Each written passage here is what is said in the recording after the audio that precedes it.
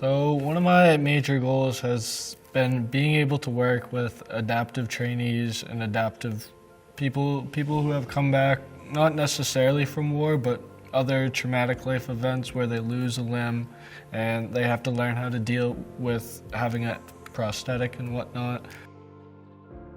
It is important for me to give back to the community, as I saw through my grandfather, who often helped out veterans who are in need coming back from war, or just veterans who have been struggling with multiple things, addiction, or getting the help they needed.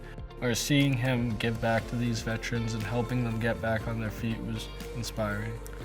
At his funeral, it was kind of eye-opening seeing how past mayors from our city and chief of police actually came and knew him and were pretty good friends with him, and it was cool to see, and seeing how he left that impact on our community was really seen at his funeral, having all those people come. Even if you start off small, you don't know how much of an impact you'll really leave until you're gone. I didn't really know a lot about this school originally, and then a representative came to my school and he's like, "You should check it out, it's a beautiful campus."